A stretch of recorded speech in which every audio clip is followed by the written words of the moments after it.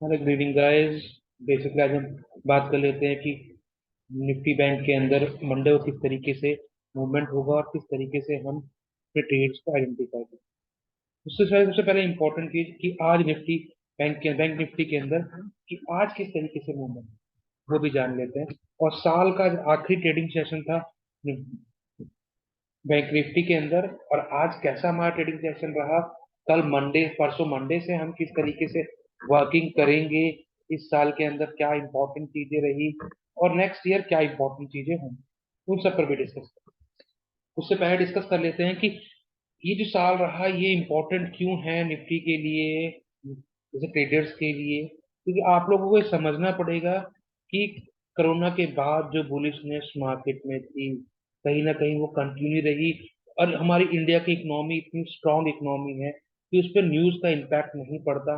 वो demand supply basis पे चलती है, ये आपने देखा होगा। आज पूरे दिन मार्केट रेंज बूंद रही, पर हम सब डिमांड सप्लाई ट्रेडर्स ने कुछ ना कुछ तो निकाल ही लिया इससे। ठीक है, निफ्टी में हम ट्रेड नहीं कर पाए थे, बैंक निफ्टी में हमने ट्रेड किया। पर सबसे इंपॉर्टेंट चीज कि हमने ट्रेड किया और लोग इसमें ट्रेड्स को इन्वॉल्व ही नहीं कर पाए एंड में एक बड़े मूवमेंट को कैप्चर करने। और हम स्टार्टिंग से ही ट्रेड के अंदर बने रहे। जो हमने कल डिसाइड किया था कि अगर ये रेंज हमारी ब्रीच होती है और फर्स्ट कैंडल के बाद जो भी ग्रीन कैंडल बनेगी उसका हम स्टॉप लॉस रखकर और यहाँ पर पुट की पोजीशन को हम कैरी करेंगे, यह हमने। और यहाँ पर बहुत हैंडसम प्रॉफिट हमें यहाँ पर। ठीक है, सबसे इंपॉर्टेंट चीज उसके बाद ये एक डिमांड थी जो बहुत ही क्रूशल रोल प्ले कर रही थी। इस डिमांड के वीक से प्राइस यहाँ से ऊपर गई। सबसे इंपॉर्टेंट चीज यहाँ पे जो सप्लाई बनी, इसको रिएक्शन इसने दिया, ये एक और सप्लाई क्रिएट हुई, यहाँ से प्राइस को नीचे लेके आई। इस डिमांड तक लाने के लिए इस सप्लाई ने यहाँ पर मेन रोल प्ले किया। इस डिमांड से जैसी प्राइस ऊपर उठी तो यहाँ पर ये सप्लाई जो थी, इस सप्लाई ने मेन रोल प्ले किया और मैं प्राइस को नीचे लेकर इस डिमांड तक जैसी मार्केट आई, यहाँ से फिर ऊपर गई है। कुछ देर इस सप्लाई ने रोकने की कोशिश करी, अगेन इस डिमांड में आई, इस वीक से ये चली।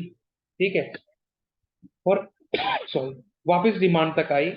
पर यहाँ पर ये डिमांड ज्यादा स्ट्रांग थी इसके मुकाबले, तो प्राइस को नीचे लेके आ गई। पहला रीजन ये था, और कहीं ना कहीं आज जो ईयर एंड की प्रॉफिट बुकिंग थी वो भी यहाँ पर देखी।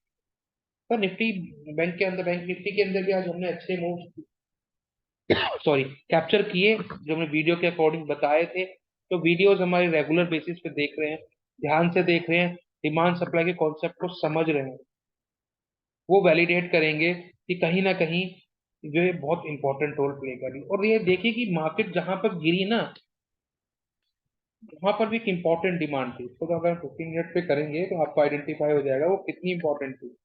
वो इंपॉर्टेंट इसलिए इसलिए थी कि उस डिमांड ने इसको रोका और प्राइस को ऊपर भी ले गई। और इतनी छोटा मोटा पॉइंट नहीं थे, यहाँ से 835 से और ये ले गई है इसे 40,100 तक लेके गई। तो यानी कि डिमांड बहुत इंपॉर्टेंट डिमांड। ठीक है, इस पर भी डिस्कस करेंगे। और मंडे को नए साल का पहला ट्रेडिंग सेशन है, उसमें किस तरीके से ट्रेड लेना है उस पर भी डिस्कस करेंगे। देखो, मार्केट कहीं ना कहीं अभी भी बुलिश सेक्शन में है। ठीक है, और आज भी जो बुलिश नोट पे ही क्लोज हुआ है, एक डिमांड पे क्लोज हुआ है।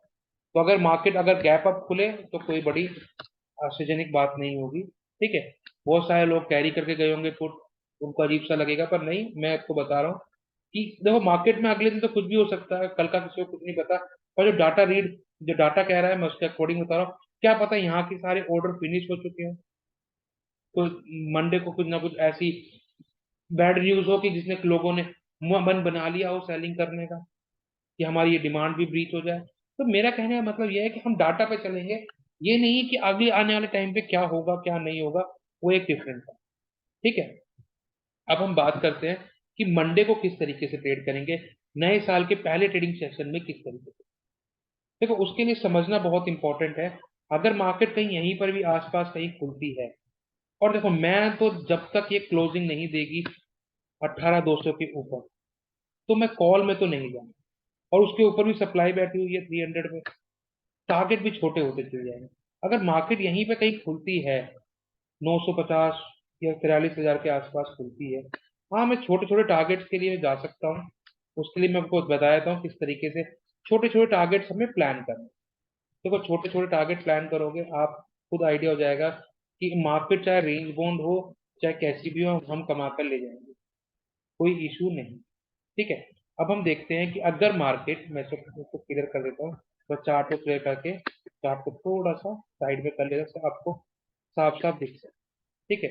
अगर मार्केट कल इस सप्लाई को ब्रीच करती है 43,100, ठीक है, तो मैं एक 100 पॉइंट्स के लिए 43,100 को ऊपर कवर करती है, तो मतलब ऊपर क्लोज करती है। जैसे कि मार्केट, मान लीजिए मार्केट यहाँ पर खुली, मार्केट यहाँ पर खुली और थोड़ी देर यहाँ सस्टेन करने का ये सप्लाई निकाल, तो मैं एक 100 पॉइंट्स के लिए यहाँ तक, और उसके बाद अगर ये सप्लाई इसने निकाल दी ना, ये इंपॉर्टेंट सप्लाई है, अगर ये सप्लाई निकाल दी तो मैं बड़े बड़े टारगेट्स के लिए कॉल प्लान करूँ। ठीक है, टारगेट्स में मेंशन कर देता हूँ मैं, जिसको आपको आइडिया होगा। ठीक है। अगर ये टारगेट निकालता है तो बहुत छोटा टारगेट होगा हमारा, 43,180। और अगर ये 200 को क्रॉस कर जाती है तो मेरा टारगेट होगा करीबन 400 का, ये टारगेट इसके ऊपर वाली, यानी कि 43,400 का होगा, और उसके बाद 43,600। ठीक है। और नीचे की बात करें, तो नीचे की बात करें तो सबसे इंपॉर्टेंट जोन है ये।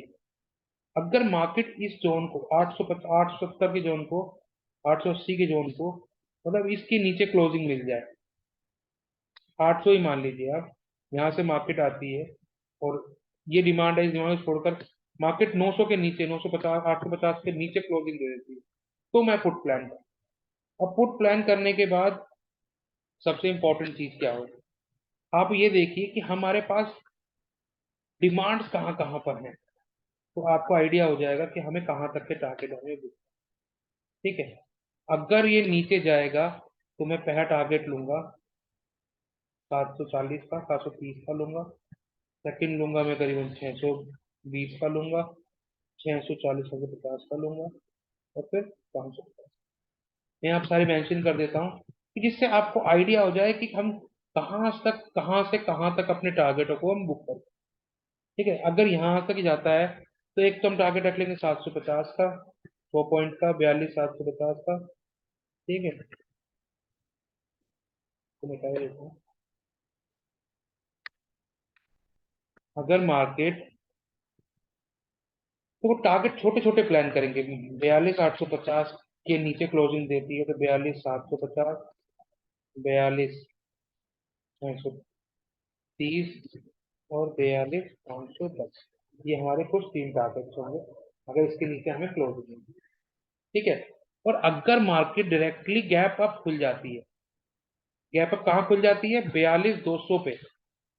अब ये बात समझने की बात है, अब ध्यान से देखना इस चीज को। अगर मार्केट 42,200 पे खुल जाती है, 42,200 पे खुल जाती है मार्केट, और वहां पर, तो मैं थोड़ी देर वेट करने के बाद मैं पुट प्लान करूँ। पुट प्लान क्यों करूंगा, क्योंकि एक इम्पोर्टेंट सप्लाई है, और मैं यहाँ पर पुट प्लान करूँ।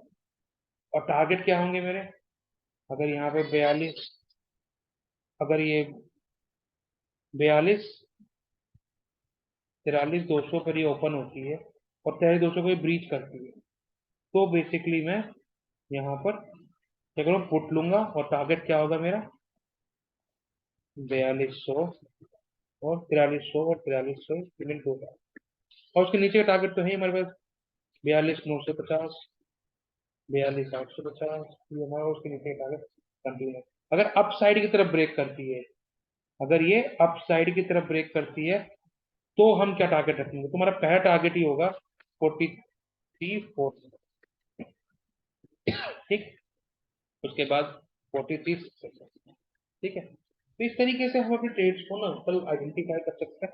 पर डिमांड सप्लाई थ्योरी पर आप चलोगे ना, तो आप हमारे जो कोर्सेज के वीडियोस आप उन्हें देखिए, आपको कुछ आइडिया हो जाएगा कि हमें डिमांड सप्लाई क्यों सीखनी चाहिए, और इन फ्यूचर के अंदर डिमांड सप्लाई हमें कितने बड़ा इंपॉर्टेंट रोल है।